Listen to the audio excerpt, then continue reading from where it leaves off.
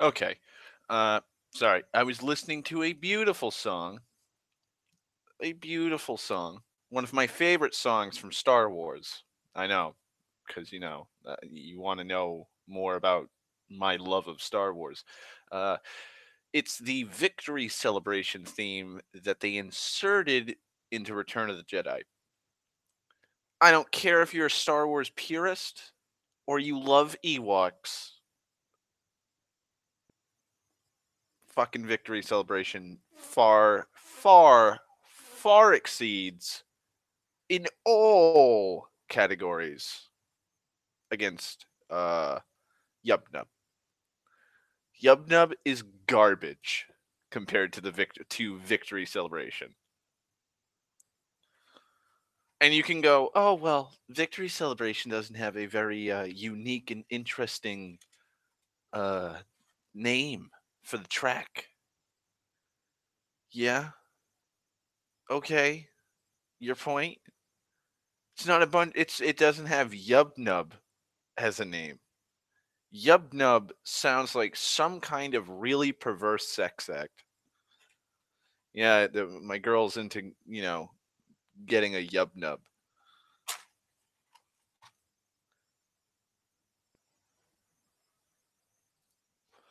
Oh no, watch out! They're gonna shove a Yubnub up my ass. That can't be good. Can't do that with victory celebration. So fuck Yubnub. Fuck the Ewoks. I've said it. I'll continue to say it. Fuck them. Fuck them. Don't like it. Uh. So yeah. How's everyone doing? Hmm?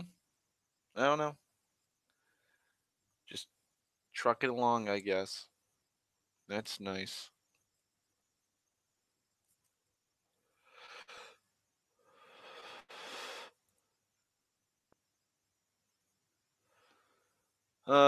Fuck. I am extremely tired and extremely hungry. But I'm going to sacrifice sating my appetite for you guys. Also tonight, the it was a close one. It was a very close one for slogan. It was a very close one between because I've been extremely lazy as of late because work. And so when I get home from work, I'm like, I really don't want to flip through the book. Let me just try and think of one off the top of my head, and I have Lucky Strikes, and so I was thinking, oh, I'll just title it "It's Toasted." But then I was like, yeah, that's too short and sweet, and so I found that one in my book. It's what your right arm's for. Who and previous episode, the previous episode, that one had a doozy. That one had a doozy. So I guess we're continuing on with that those euphemisms. The the the inference of said slogans.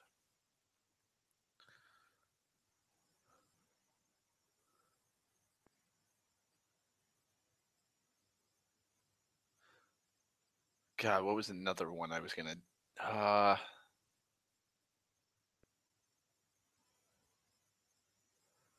God, I can't remember what the other one was.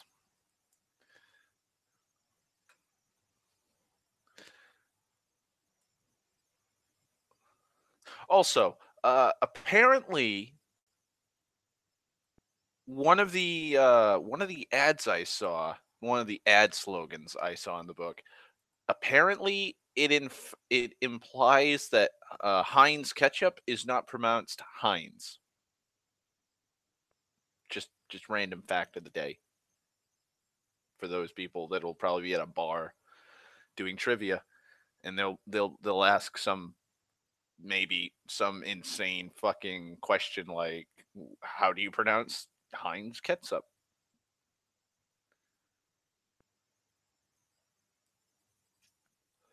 Also, today's uh today's ad slogan title comes from Courage Tavern Ale. No date for the ad. But yeah, like it's weird. It's real weird.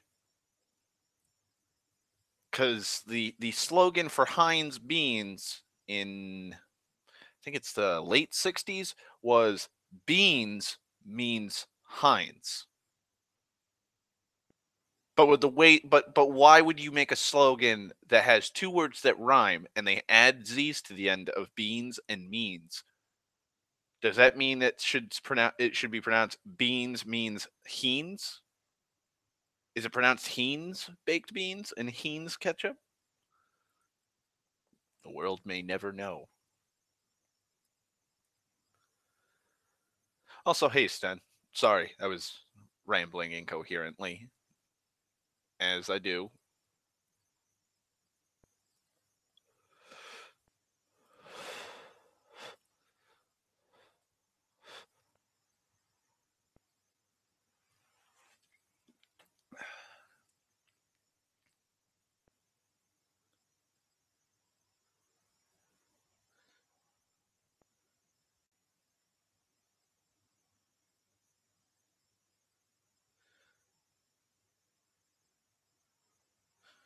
Let's see what to talk about. Oh, okay. Uh, little micro rant. I am appalled that apparently I cannot find uh historical articles or historical books that discuss the purpose of a throne other than ceremonial purposes and for matters of state. I cannot find one goddamn thing other than those two things. And it's very, very small for those things. Still irks me, Sten. I want to know if the throne just was empty for like 364 days out of the year.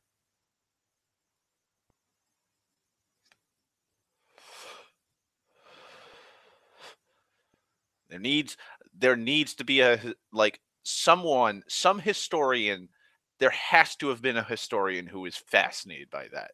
There just has to.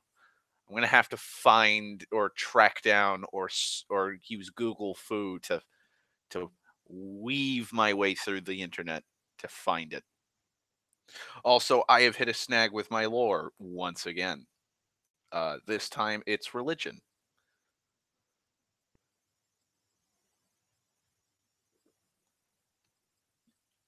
So, oh, it's not just religion that I've hit kind of a snag.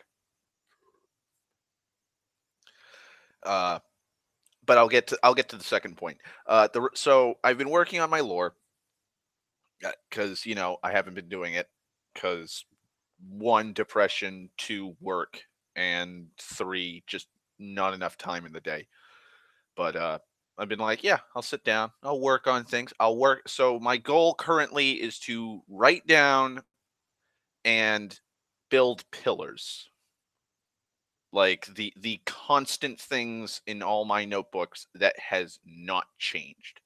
So the pantheon of gods, which are the main gods, there's 16. The 16 D&D gods that the realm worships in full.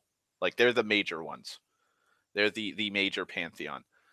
There's the 7, then there's the 9, and then every other god feasibly in, like, if you want to fucking worship Asmodeus, he's a god and stuff like that.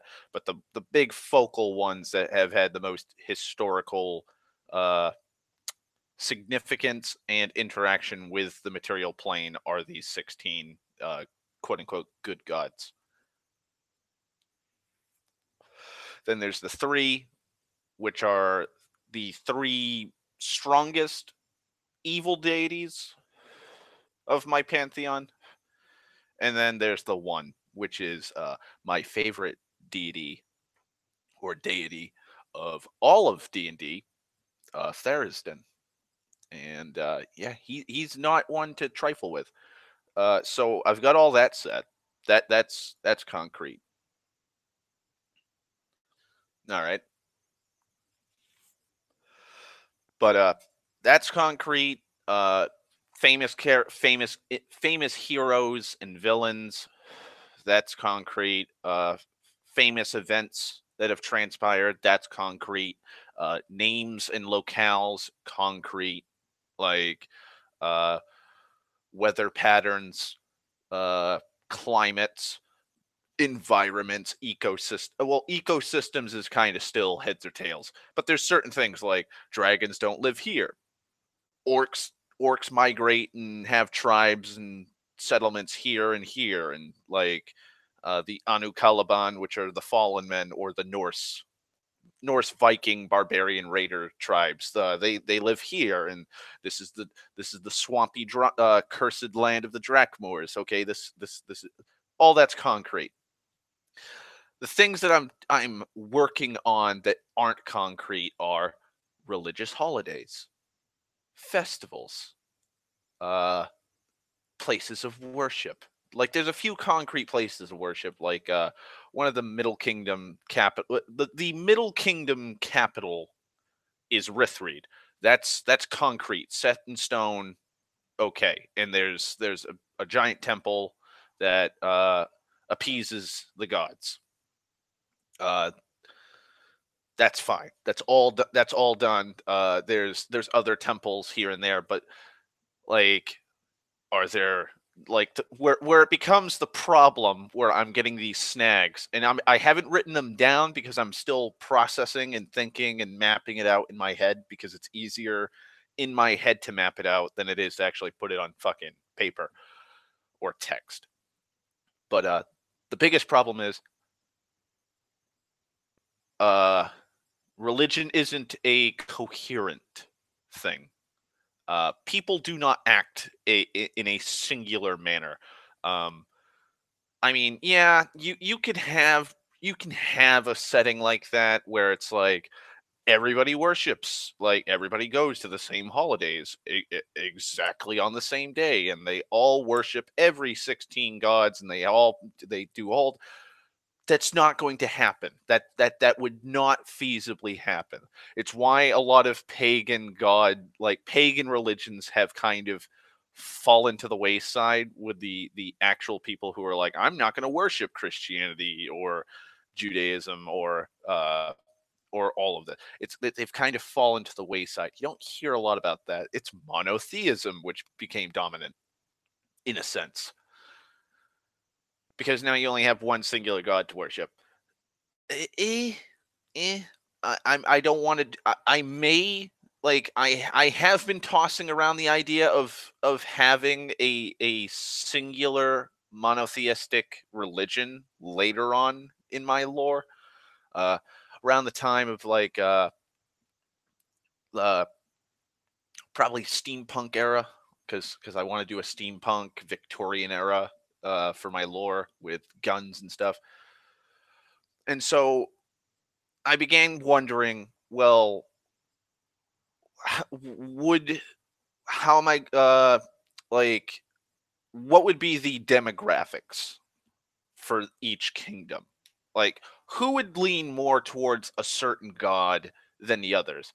They'll still like say they might say a prayer like to the other gods in passing, like blessed be the seven or some like I don't even have, like that's another thing I have to work on, is actual sayings and prayers in a sense, for God's sakes, like that's saying like that's a saying, but like I don't have anything like that. Like damn you to the nine hells is a saying in D&D, because there's the nine hells of Baelor. Fuck am I nerdy. But like like would they lean towards one god, and would they like forsake the other gods because they worship just the single pinnacle pillar of what this god stands for? And if so, what kind of congregation would they have? How would churches and abbeys and monasteries and stuff like that, like how would they work this, like how would they work in a society? Like when you have like when you have a metropolis like Rithreed or Algamond, which are like massive capital cities in my campaign setting, like they have massive temples with shrines to all 16, and then there's like smaller rooms with the like other minority gods that people worship in that region.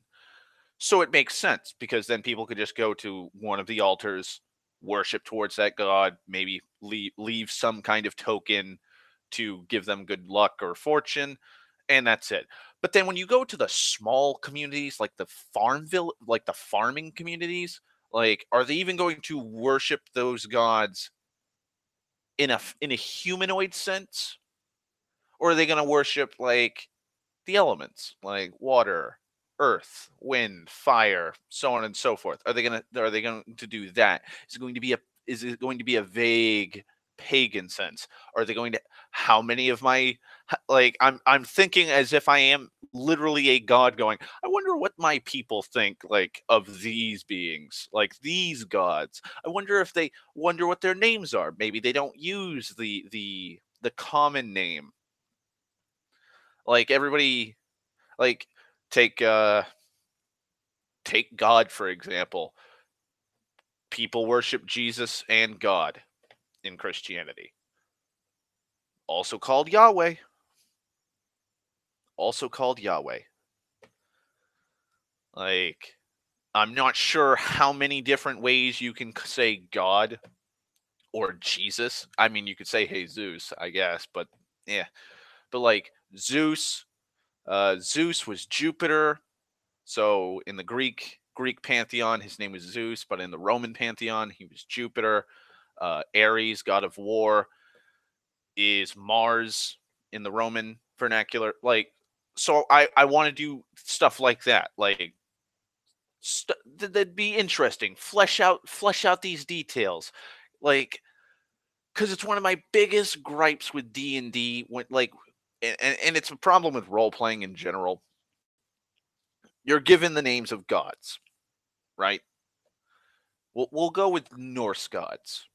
All right, we'll go with the Norse gods because God, I love the Norse gods. So if you're playing in D&D and you're using the Norse pantheon, you're gonna have all the names. So you'll have Odin, Freya, Thor, Loki, Baldur, fucking all of that. You'll have all the names of like the major gods in the pantheon of the Norse mythology.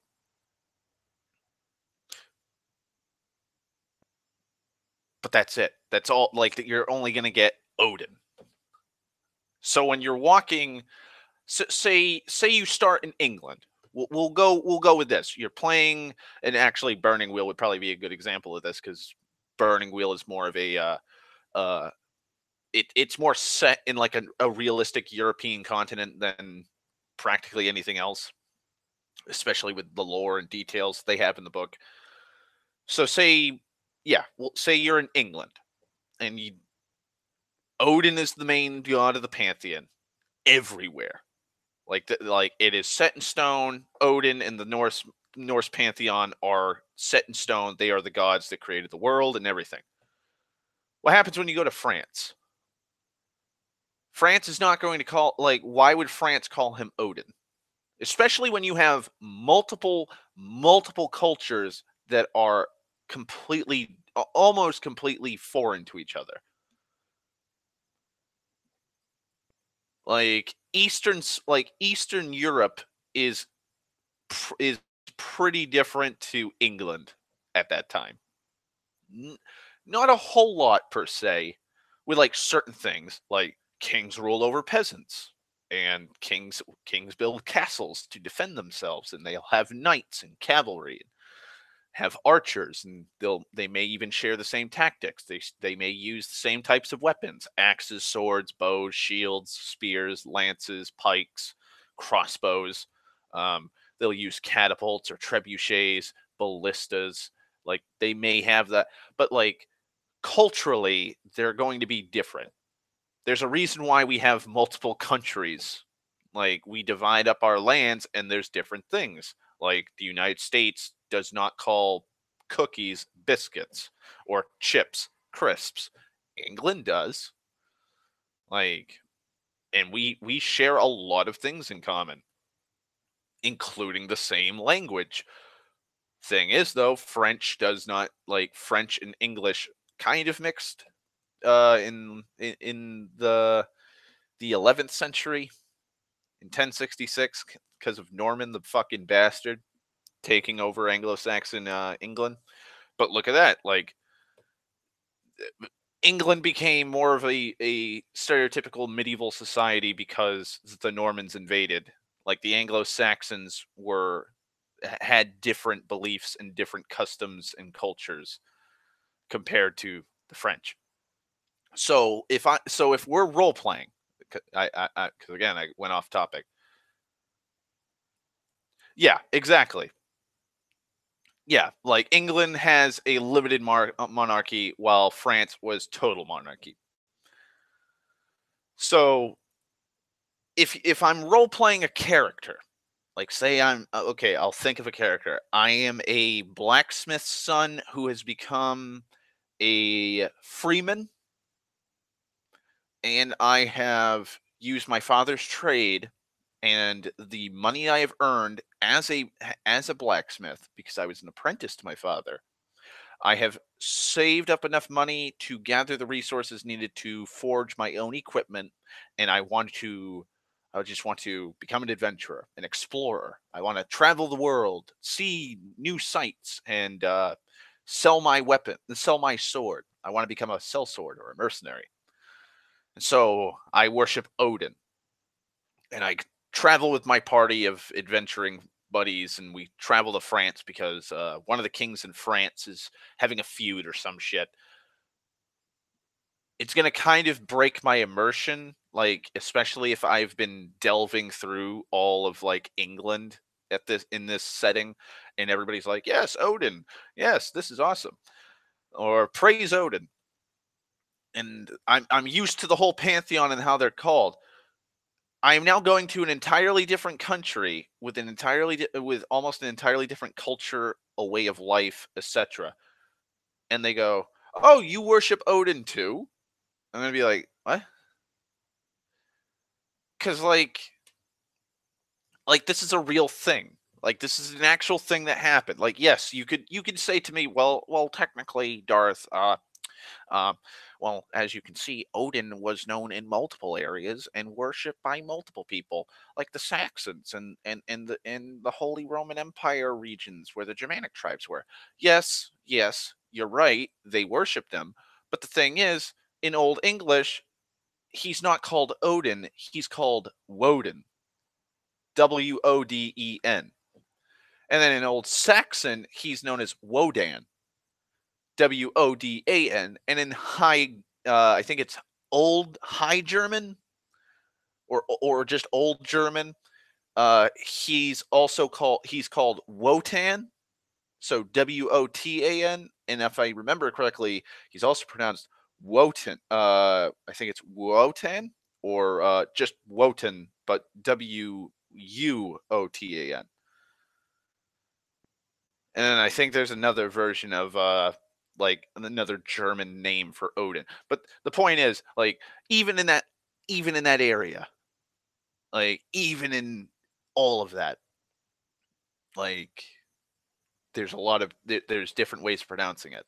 And so it's gonna kind of knock my immersion out when people aren't pronouncing like gods differently. It doesn't have to be completely different. Like Palor, god of light and sun and fucking healing and shit. He's like the goody two shoes paladin or cleric choice in D&D because he gives you healing spells and shit like that.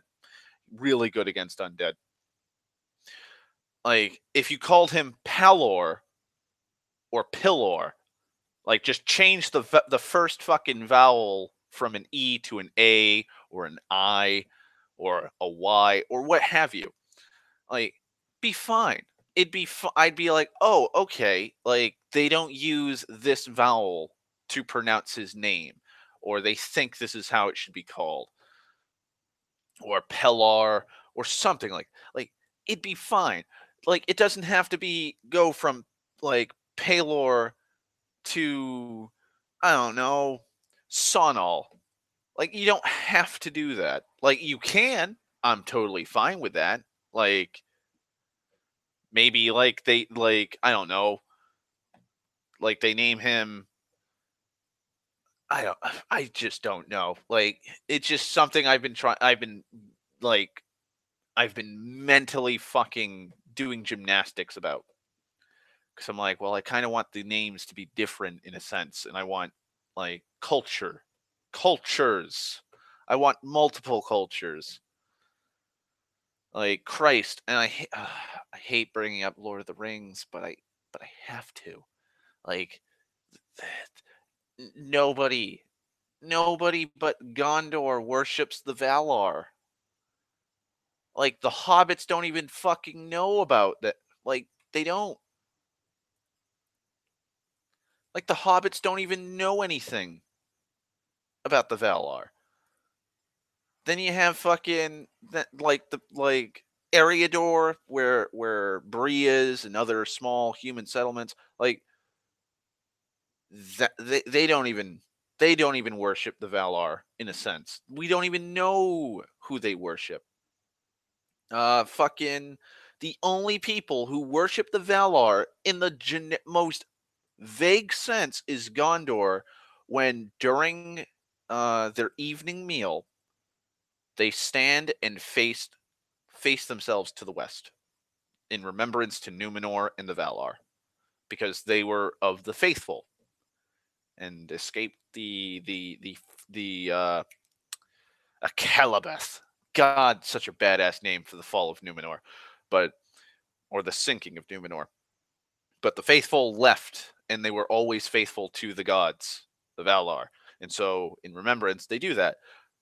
But the Rohirrim don't do that. The Rohirrim are a pagan death cult, and I don't mean that in like the literal sense of oh yes we love nothing but death, like off sacrifice our souls to death incarnate.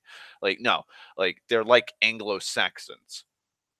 Uh, they view death as a glorious thing to do, so that you'll be able to ascend to the halls of your forefathers and live with them in for eternity.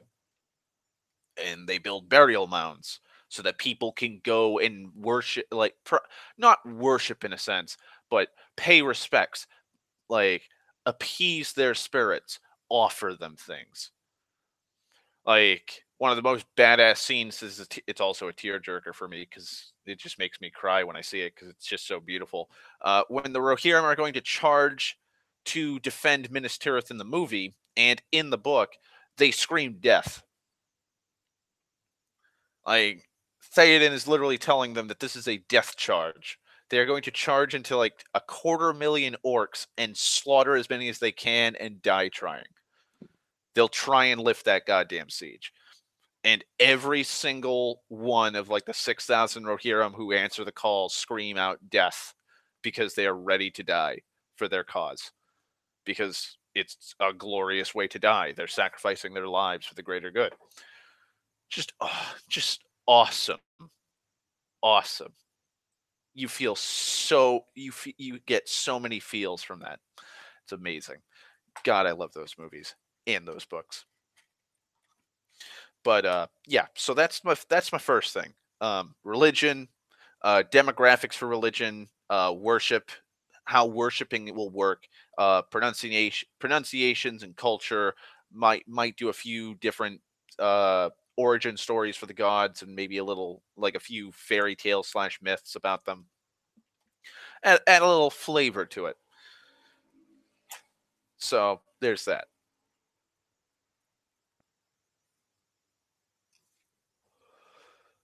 Now I gotta try and fucking remember what the other fucking problem was. The other thing that I was fucking trying to wrap my head around. Come on, brain. Don't fuck up on me now. I was ranting and raving. I was doing good.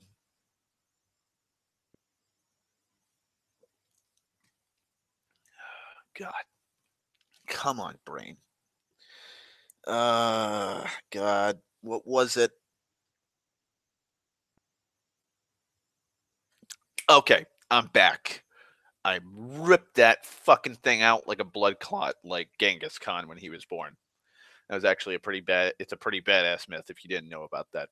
But famous battles. Okay, so I'm doing for the history section of my campaign setting. I'm gonna have a history section. I'm only going to. I have come to the barest minimum to allow people to jump in without drowning, per se. I'm trying to make a kiddie pool, and then I will probably make a full historical anthology for DMs to just literally have nothing but fuck. It'll just be a fluff book to the 11th degree. Like, it'll just be, you like fluff, you like lore, you like history in these settings. Well, I'm gonna crank that fucking dial to like 11. Here's like an 800-page fucking just historical documentation on this fantasy realm. So I'm trying to make a kiddie pool, and I'm like, okay, sounds good. There's been 3 full ages that have passed. We're into the 4th age in the lore. Sounds okay. What kind of things should I do? So I have the idea. I haven't done it yet because, again, I'm still working out other concrete things and stuff like that, and working out little kinks and stuff. So the idea currently that I have planned is this: I am going to write a small, emphasis on small, summary of how an age started. I am then going to state key events that transpire, such as battles, uh, possibly major, and I mean major, historical figures, like, say, I don't know, the second king of Rithreed, like becoming fucking king of the Middle Kingdoms, or oh god, I forgot the dude's name in my own fucking lore. He basically reunified the Middle Kingdom after the fall, the Southern Kingdoms, or the unified kingdom.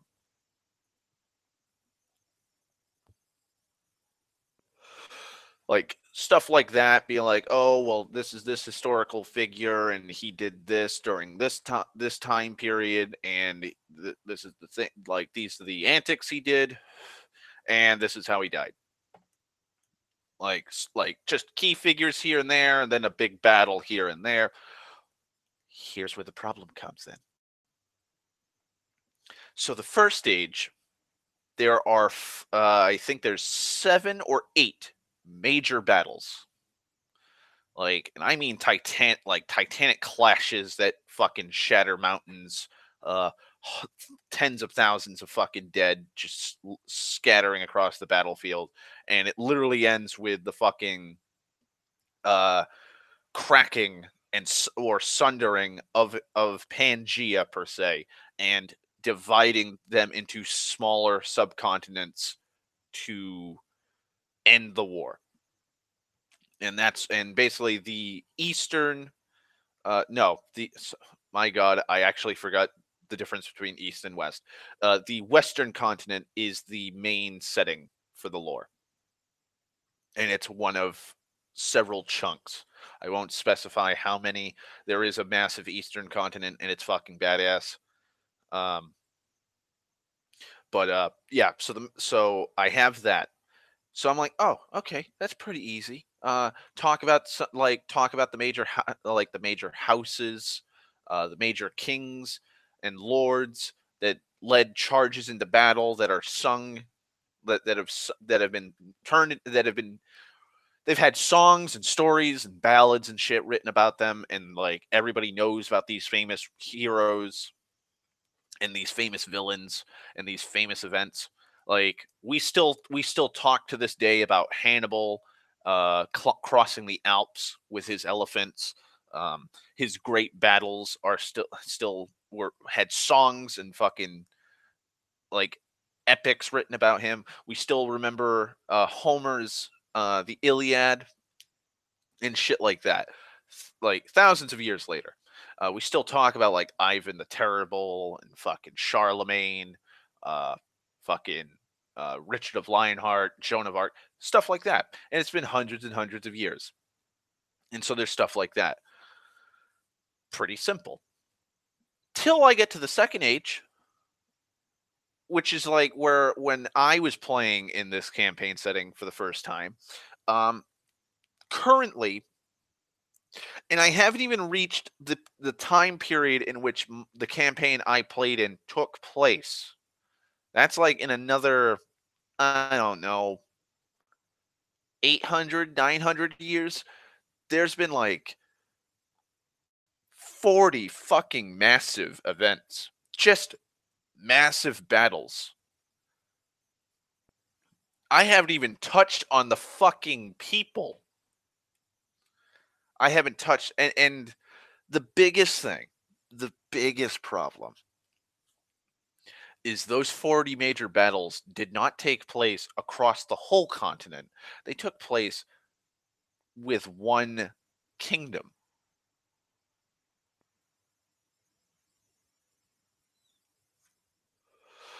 There was a lot of shit happening in the southern kingdoms. I haven't done anything about the middle kingdoms.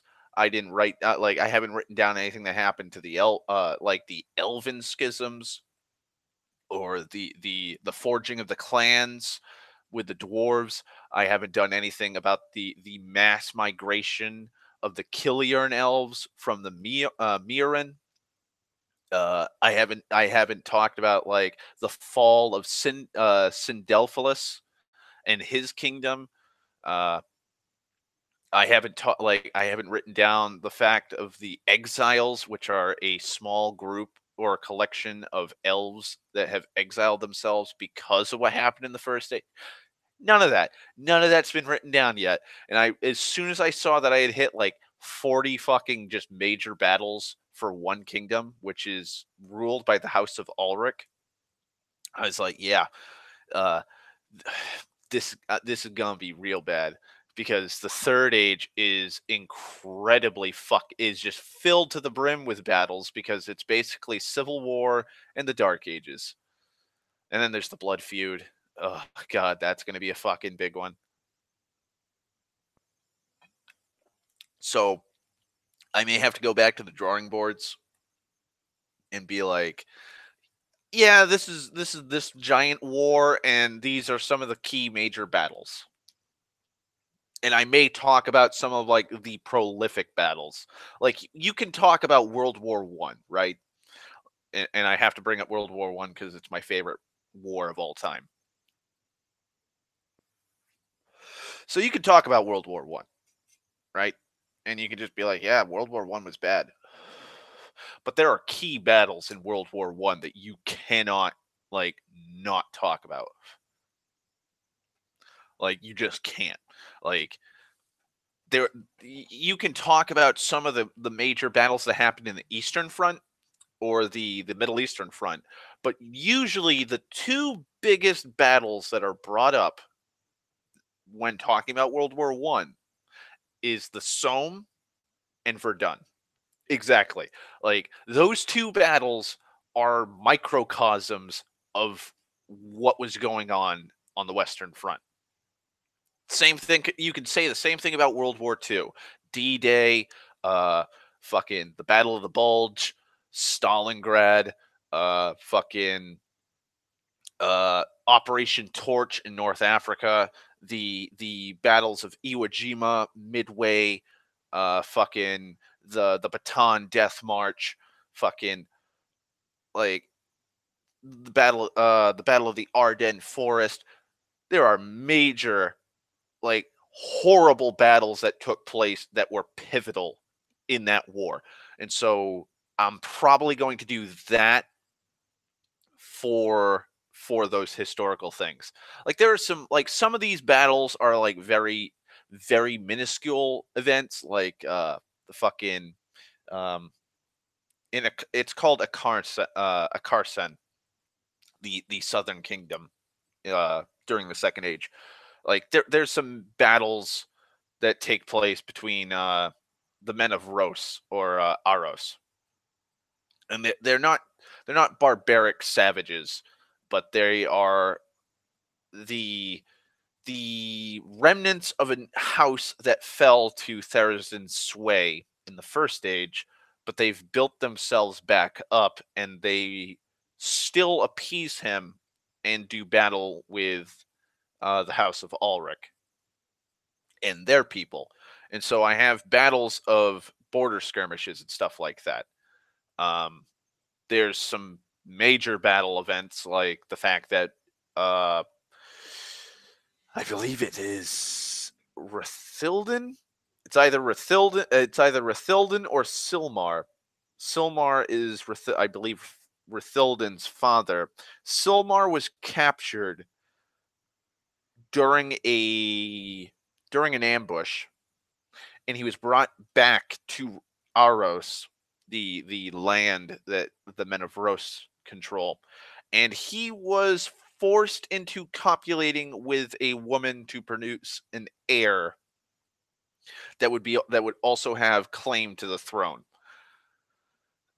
And he proceeded to have three children, and they assaulted the kingdom, uh, forced the House of Ulrich out of their kingdom, and then all three of his children proceeded to brutally kill each other one after the other. So Urwa killed his father, and his brother killed him, and then his the middle child's brother killed him until Rathilden came back and slaughtered him and reclaimed the kingdom. So there's stuff like that that happens. Uh, there's the but then it becomes even more complex because thus begins the Great War in my campaign lore, which is literally gods fighting like fighting mortals and mortals fighting gods alongside with other gods. Like dragons became extinct because after this war because they were used as again as war beasts. Um uh what was the other major events were caused by this? Literally fear and hatred towards magic because of this war. Not to a great extent. It's more the country. Like that's something that I've always been asked about in my lore is that I bring up superstition, like country towns and like just the countryside and outlying farming communities are very superstitious and fearful of magic, and they don't see magic users enough to know that it is not as harmful as they think it is. And the reason why is, well, the Great War kind of wiped out most magic users, and there were a lot of uses of magic which were like atomic bombs in a sense. And so it has greatly instilled a fear of magic in a lot of communities. Major metropolitan areas aren't as fearful. There's still some distrust in a few kingdoms, but they have not been like, no, we're not going to outright ban magic and stuff. Like they see the purpose of it in the usage, and they still use battle mages and stuff, but it's not as great an extent as it was during the Great War. And also, magic kind of becomes more of a a usage for technology later on, i.e., flying machines, clockwork soldiers. Uh, what else did I have? Street lamps. Street lamps become a magical infrastructure. Pretty neat stuff that I've been thinking up for that. But that's way into the future during that period. And so like events like that need to be focused on and fleshed out. So like that way like players who go into the campaign aren't going to be like the Great War, what was that? Like they're going to know what the Great War is. Everybody still remembers that. Whole regions of the continent have been scarred by that. Um, there's a lot of it's the reason why hobgoblins are incredibly fucking despised and hated. Uh, they were the main workhorse and armies alongside of like certain kingdoms. Um, God, there's so many fucking things used, and the other thing is, it was like not only did the Great War happen, but like 50 years later, there was a second war, which, while not as terrible and destructive, it was still fucking bad. And that was the campaign in which my player character was finally quote unquote killed. He's sleeping in Avalon. He was ferried away by the great fairies to sleep another day until his kingdom needs him. But yeah, like that war also kind of instilled a lot of things. So like it'd be like making a D&D game set in the real world and then not including historical events like World War 1, World War 2. And so when people like say you're like if the player characters went to, I don't know, the Normandy cemeteries for the American troops, or just Normandy cemeteries honoring the dead who fell in World War II, and then the player characters like, D-Day, what was that? And it'd be like, oh, it was just this like the largest amphibious assault in human history, where the Allies stormed the beaches against pillboxes armed by Nazi Germany in a desperate attempt to breach the mainland Europe. And like World War II was just this war that happened. You don't need like no like it's like people like again we will be talking about World War II for centuries to come and then some. Just like we talk about the War of the Roses, the Russian Revolution, fucking God, I'm trying to the 100 Years War, the 7 Years War here in the United States. They're still fucking talking about that. Like there are so many fucking things that happen. We will never stop talking about historical events like that.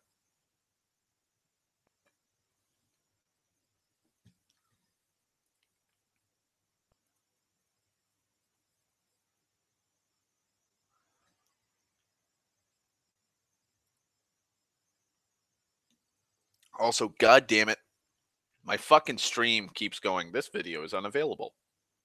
And I don't know why.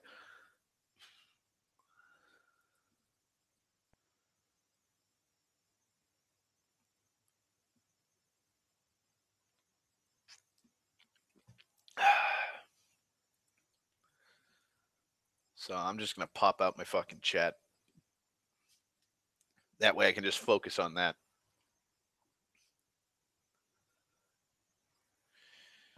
Uh, okay. Let me get off of Facebook for so I don't lose focus. So yeah, exactly. They're ingrained in our cultural mind, and they will always be pinnacle events in history that tipped the scales, changed the certain things. Like World War I introduced a multitude of cultural changes. Cigarettes became more popular than pipe tobacco. That's because troops in the trenches did not want to be shot down by a sniper while keeping their tobacco pipe lit, because you have to constantly keep that fucking tobacco cherry red and hot and lit. But with a cigarette, it's quick flick of a match like that, and then you have just a little cigarette head that's lit, and you don't have to worry about it. It'll still burn for the most part. So stuff like that. Plastic surgery became more modernized. Disposable razors came out because of necessity for that. Helmets, modern combat helmets came out of World War I. Fucking tanks, military planes, bombers, submarines. Like machine guns became a fucking norm. Fucking modern, like, again, like every time if you read a book on World War I, it'll say modern artillery or modern machine guns. That's because it was the clash between the old and the new. It was the thing that it's the war that collapsed empires. The German Empire fell. Austro-Hungary, the Austrian Hungarian Empire fell. The Russian Empire fell. Like, oh my god, just so many empires collapsed in on themselves because of World War I. Like, I just really love World War I. It is just a beautiful fucking, like, god, I forgot the name. It's the term used for World War I. It's a try something. Yep, the Ottoman Empire fell, which in itself was birthed from the Byzantine Empire, which in itself was birthed by the Roman Empire. Like, the reason why we have such discourse in the Middle East is because of World War I and the way that the victorious empires decided, yeah, we'll just cut everything up. Um, because of World War I and the strain of it on the Russian front, and I don't mean like the actual Russian front. Like, the Russians were practically annihilating the fucking Germans and Austrians, the Austrians during the war. But the Tsar and his incompetence led to uh, outright riots, and Lenin was able to come back into the country and start rallying people to communist. Like, just so many intricacies. It's beautiful. But I forget the term. Hang on. Uh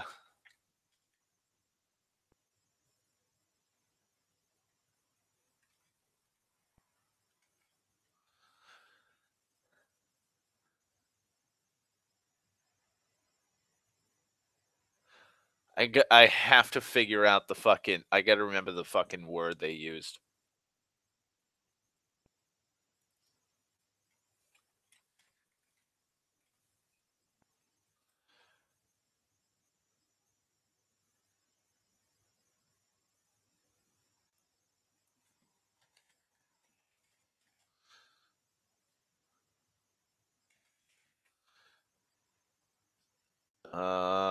Do do do.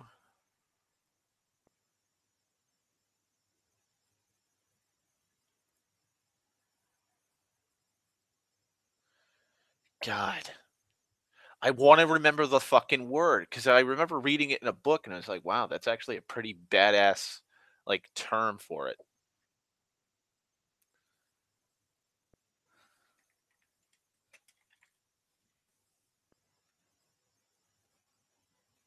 And of course, I'm not going to be able to find out, like, the fucking name, the term. But anyways, basically, it had three, like, basically, it had three major changes, and under those three changes are generalizations, or they encompass large sections: political, cultural, and economic. And social is also a thing, but that's kind of lumped into the cultural with the way that the book that I was reading worded it. And it was like everything, like everything changed.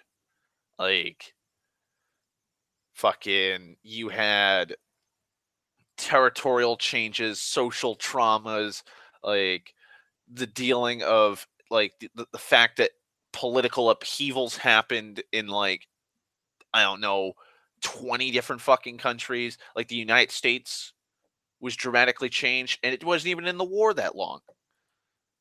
Like, it really wasn't in that war that long. And yes, yes, blind luck and going to get a sandwich caused World War One. If fucking uh if oh god, I forgot his name. Sergey? Was it Sergey? Fuck. And I'm a big World War One fucking buff. And I just forgot the dude from the Black Hand who went to get a fucking sandwich at a deli because they tried throwing a bomb twice at Franz Ferdinand and they failed.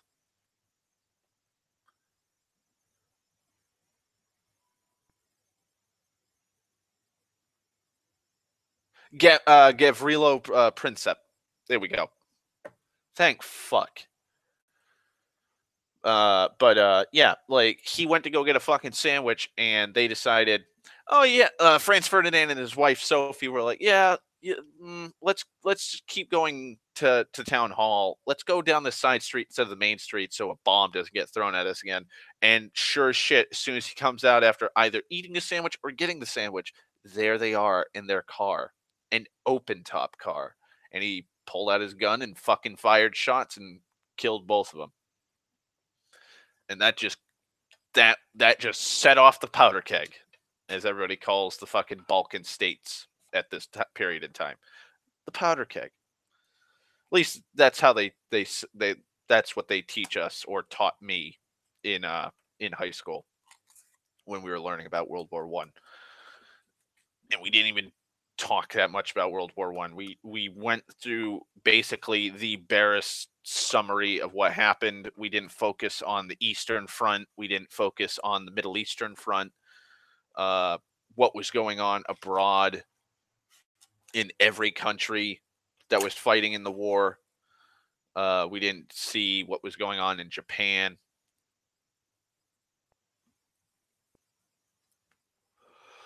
Like, we just focused on, this is the Western Front. This is what happened in the Western Front. This is when the Lusitania was sank. This is when America said, fuck this.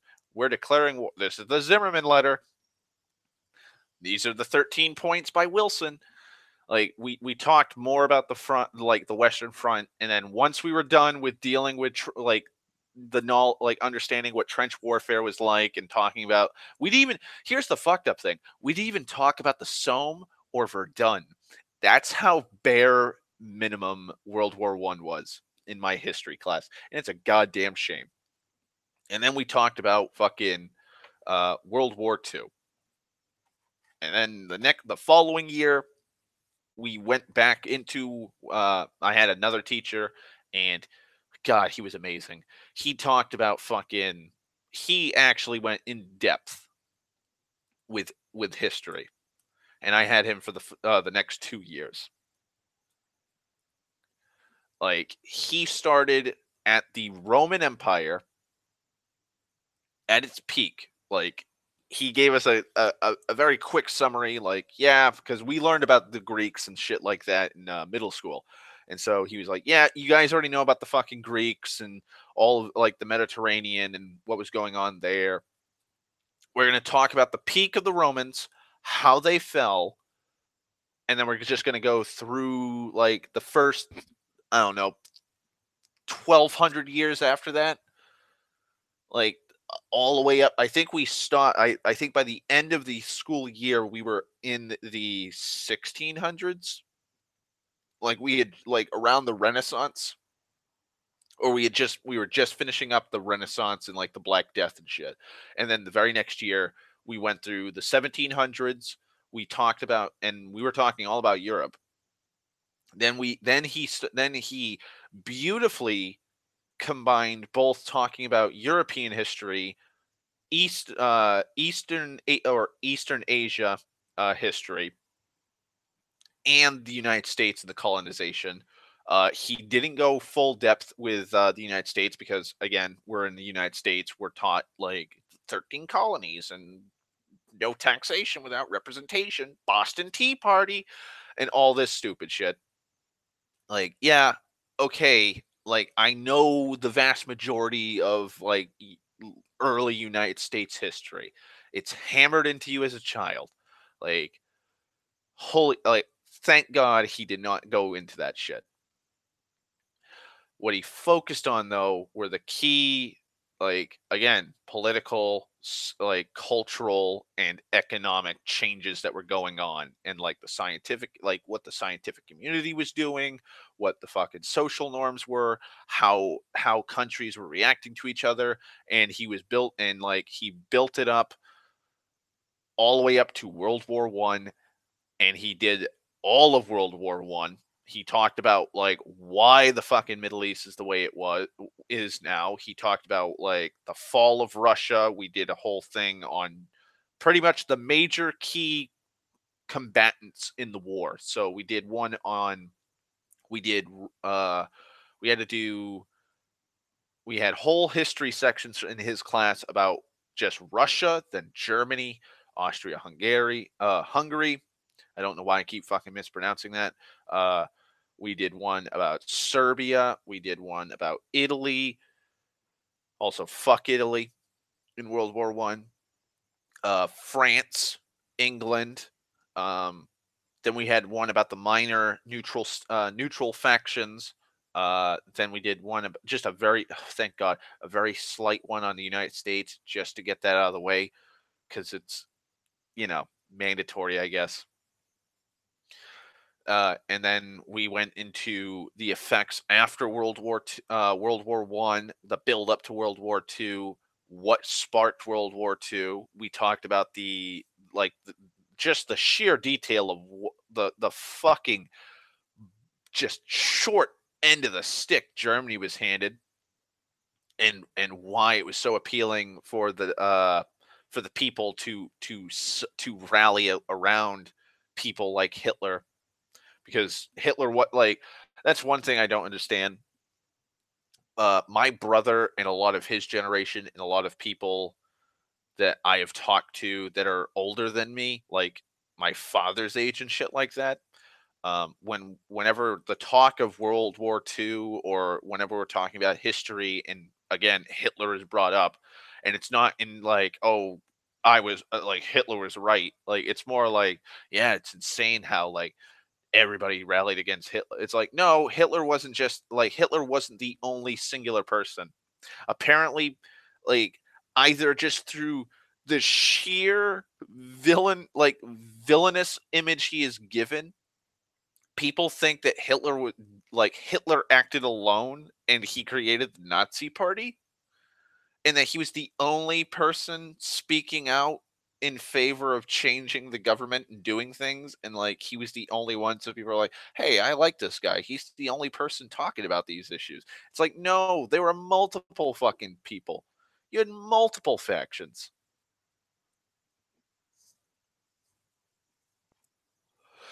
And then after we did World War II, we did the aftermath of World War II, and we led all the way up to civil rights, and we were talking about the Cold War. So we did all of that shit. Very fun, very interesting. But yeah, that's what I want to do with my lore. Basically, do some kind of summary like that, where you get the gist of it. That way, players can role play. Like you don't need to know all the battles. I might even do like little subtextual things in like the geography section of the book. So like there's a major fortress city, and it's like Mont Saint Michel. It's called Golan, or Maeglin is its original name. Maeglin on a tidal island in a no, it's an islet. It's a big motherfucking island, uh, wrapped around by a river on both sides. It's like a fucking uh, almond shaped island for the most part. And so this massive castle fortress was constructed, and a fairly sizable city was built. And the city probably holds about 1,000 people, around 1,000, maybe 1,500 people, like tightly packed. And then the majority of the rest of the city is on both sides of this river. So, like, if I do the geography, the idea was, okay, so here's the history of Golan, or Maeglin, its former name. This is like the population density of humans, elves, dwarves, halflings, other, so on and so forth. This is the governmental system. These are the major like members that rule over the city, like a constable or a sheriff or a captain of the guard, stuff like that. These are the major factions and guilds that operate out of the city. And then here's some flavor text as to of things that happened in like the history, the founding, and stuff like that. And so I might stipulate like, because there was two major sackings. One literally burned and destroyed practically the entire city, and so they rebuilt it and chose to, instead of keeping the name Maeglin, name it Golan, Golin. And so it's now known as that. And so like I'll probably stipulate like these two, like the two major sackings and their significance. So if you make a character and you're like, I'm from Golan, like you when like you're talking as your character and you're like, yeah, it used to be called Maeglin, and people are like, what do you mean? Like, why isn't it called that anymore? Your character will personally know why.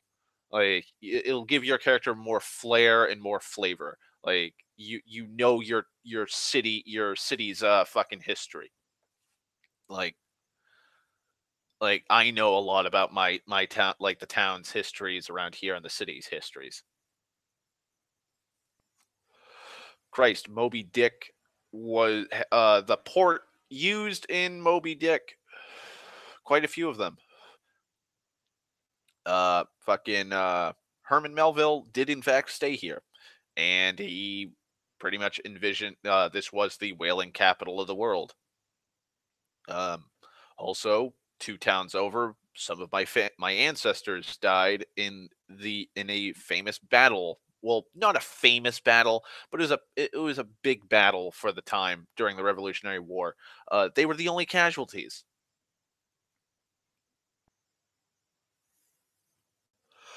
After an hour of fighting on a fucking bridge, they were the only goddamn casualties.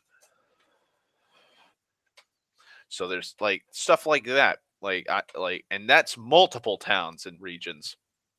But like somebody from fucking Maine's probably not gonna like, probably a fair amount of New England probably knows like the city I'm living in is the whaling capital of the world during the height of whaling in the United States. But like if somebody from Maine comes here and I'm like, "Hey, do you know about the Wampanoags? Or do you know about like this and that?" They're probably not going to know. Just like I'm not going to know the historical details of towns in Maine, except for Derry. That's a Stephen King reference. Haha. Gotcha. Pulled a sneaky on you. as Bob Ross's son would say. But yeah, like stuff like that I'd like to do. Um, I've also come to the realization that armor, uh, and this is a really actually a big gripe I have with fantasy settings. A lot of stagnation in the use of weapons and armor and technology in and I mean a lot of fantasy settings. Like it's a it's a trope I have to stick to, but it still irks me.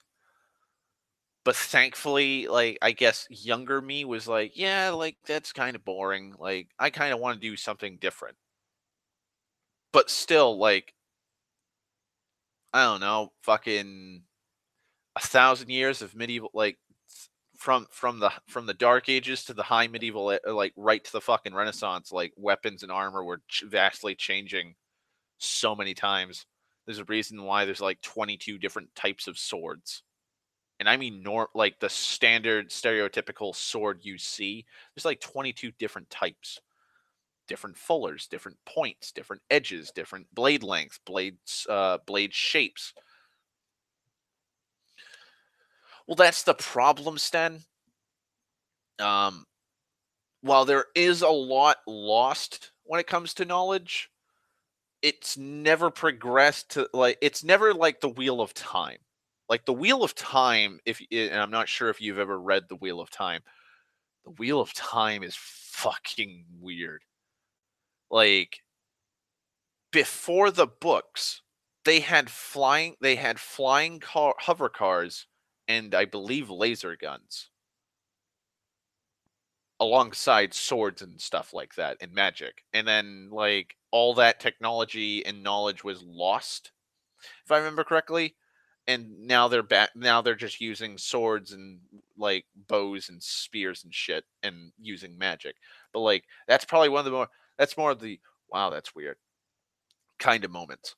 But like with like so like 15, 16-year-old me thought that it'd be interesting that weapons and armor of the first age would be more in tune with Greek, like Greek era Mediterranean countries.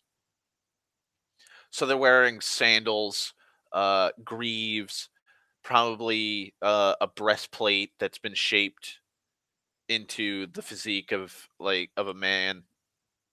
The cool like Greek helmets, using spathas and fucking uh, short swords and shields, and having spears being the most dominant weapon.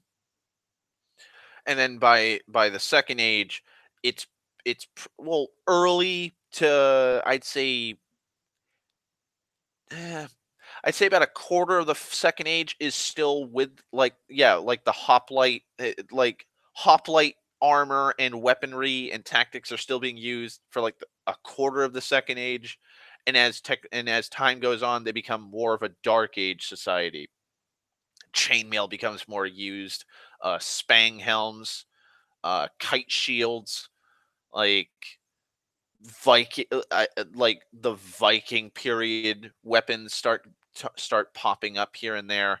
It gets into a very Norse mythology style of appearance and weapons for the majority of the era. Uh, I know, but and this is where the problem becomes an issue. During the campaign I was playing in, my character essentially looked like was wearing armor that would probably be in Beowulf's time. Well, that's the thing. Like it transitions slowly. So like Roman era type weapons were being used, and so stuff like that was happening. But it's like the predominant weapons and armor of the Second Age are more Dark Age era. Not to say that like that the Roman era type of armor fell out of use. It's actually been pretty much perfected by uh, the hobgoblin race. They wear the stereotypical uh legionnaires armor, helmet, sandals, greaves, bracers. They have the same shields. They use oh god, I think it's a copa. I think that's the weapon they use. Hang on, I gotta look it up. I believe it's the copa they use. I might be fucking horribly butchering it. It's not that.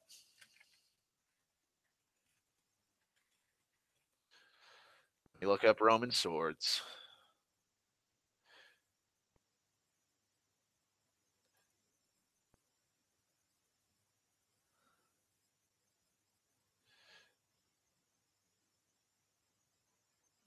No, it's not the spatha. There are spathas used, but I forget the kind of weapon I know what it looks like. It might be. Is it the Sika? I think it might be the Sika. Yeah, the Sika. Uh, the Sika is the main sidearm of hobgoblins. It's like a curved blade. The one that I remember seeing that I really liked is kind of bent at a at like a 45-degree angle. It's not curved. It's bent. Like it looks like you just bent a like a long sword or a short sword at a 45-degree angle halfway up. And that's one of the main that's their sidearm that they always use, and they just hack the shit out of people. And yeah, around like 700 AD, uh maybe 800, chain shirts, metal helm, the spangle helm, which is basically just like an iron capped helm with the nose bridge with some chainmail on the sides. Very Anglo-Saxon looking armor. um so essentially, like, by the time my character's campaign was happening, the majority of armor used was a chain shirt, belt around the waist to support the weight, bracers, bracers, greaves, a kite shield, which is the big fucking teardrop shaped shield, not a heater shield, which is the standard stereotypical shield you think of, and then the spangle helm, spear, long sword, and a bow, with a cloak around you. Usually that. So Anglo-Saxon era kind of weaponry and stuff. And so basically that was like the pinnacle of technology at the time. And that's going up against armies that are equipped with a lot of them have hodgepodge of hoplite armor, Roman armor, and some of them have, like, their elite warriors would be wearing that kind of stuff as well. And the same thing applies to the characters in my campaign that I was playing in. And so the only hiccup in that is that my character was using a bastard sword. And so looking at the time, it kind of makes sense that, like, that armor's starting to come in. Um, I've seen plate mail, half plate, like plate armor is starting to come in and creep. There's some armor creeping going on with certain armies having, like, nobles and knights wearing full plate, or, well, not full plate at this point, but half plate. So like a cuirass, like a solid cuirass of metal with chainmail. Yeah, that's the hiccup of it. Like, bastard swords didn't appear until much later. But I could all but it is a fantasy setting, so that's I could like I do love the Spatha. Like the Viking era sword is so badass. Like I love it. So I might have so I might make no pun intended, but pun now intended.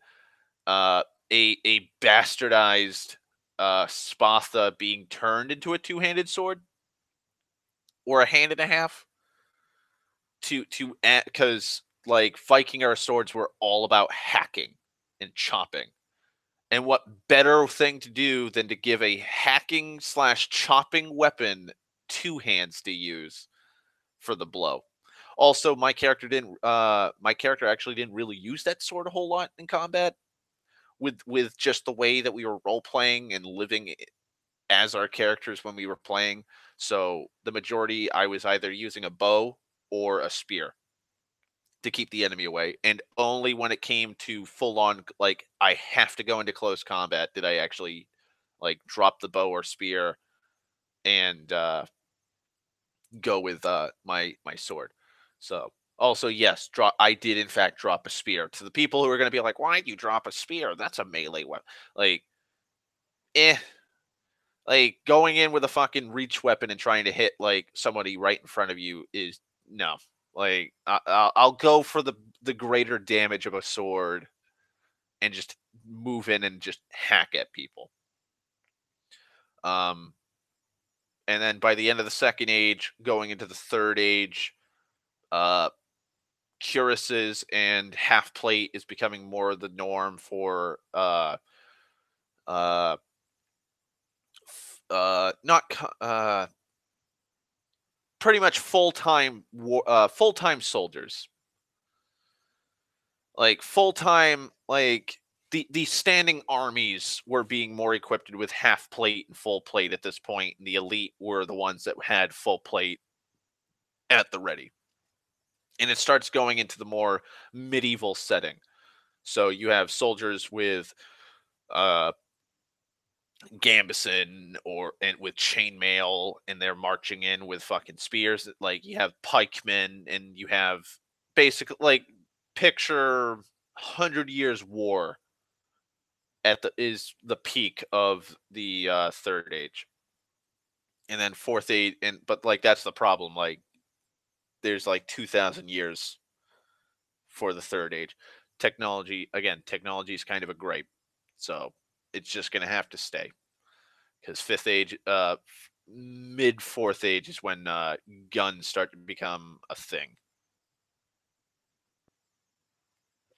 And that's after like 5,000 fucking years. So it's weird, but I have to keep it.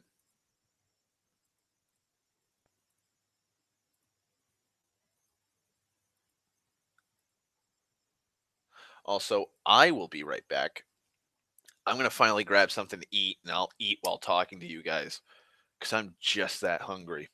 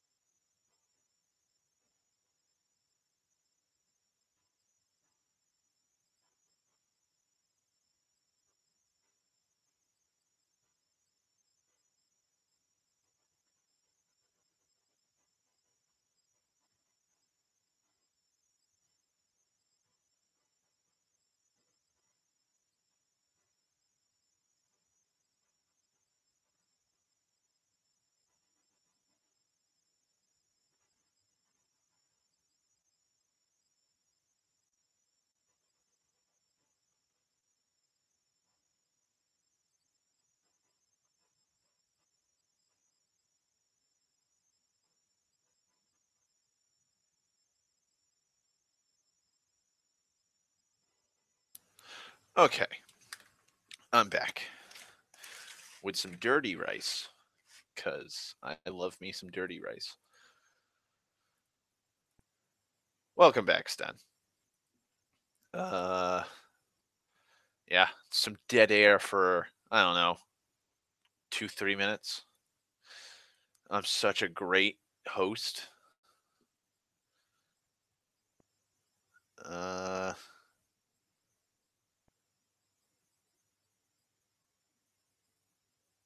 let's see.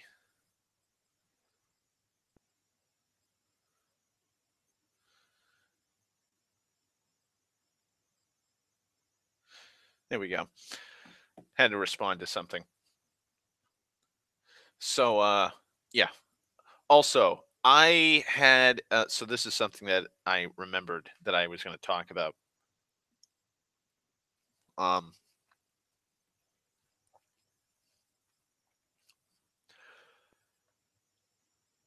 I lost internet in a bizarre way.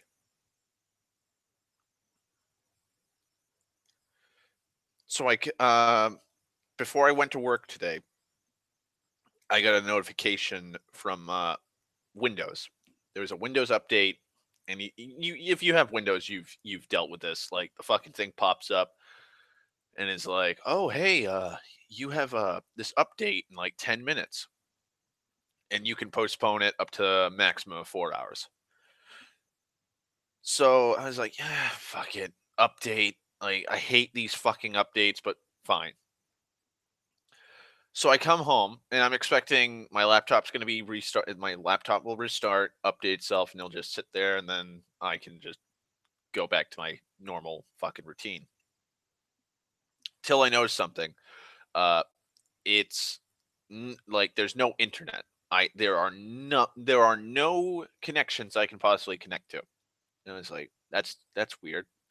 Then I notice the light next to wireless where I can turn it off and on, and I always leave it on. The light's gone. The light is off, and I'm like, okay, that's weird. And so I'm looking and I'm looking and I'm trying to fucking get this thing to work. I then get a notification. My wireless controller, my network controller driver is it's non-existent. It doesn't work. The driver is not found. And I'm like, it should be there. I had internet before I went to work. How does a driver that I've had on this computer since I got it in like 2011, 2010, how does that fucking disappear on me? I think the update from Windows did something to the driver. That's the only that's the only explanation I can think of.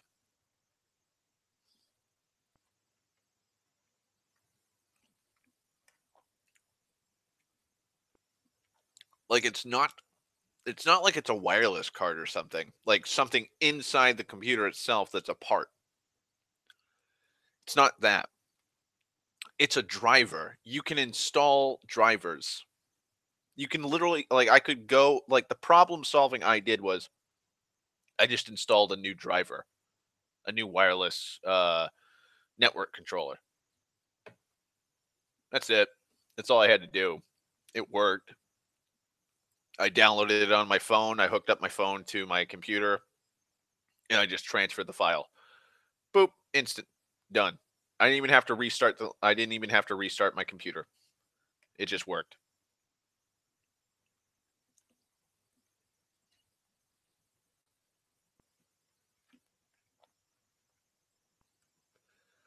But still, fucking insane, man. Fuck you, Windows. I'm blaming you. That's the only way that's the only thing I can possibly conceive as being like the reason for those drivers just disappearing. Does not make sense anyway any other way.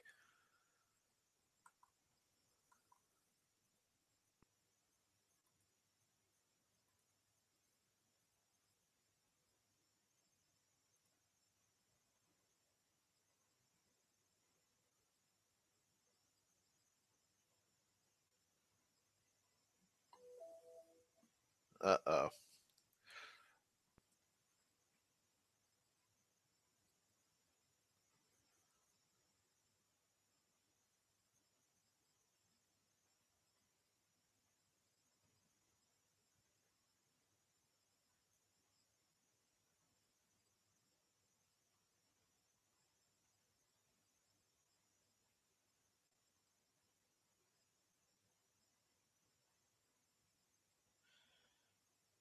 Give me a second.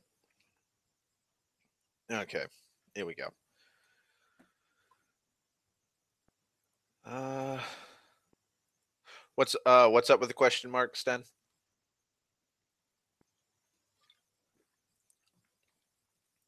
Was it my phone's notification sound?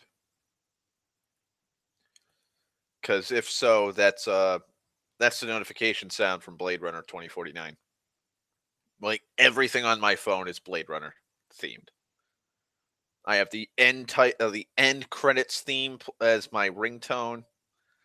I have all the 204099 notifications for uh the Joy-Con thing. Like they're all there, so I know which ones are which. But yeah, I got a message on Facebook and it notified me.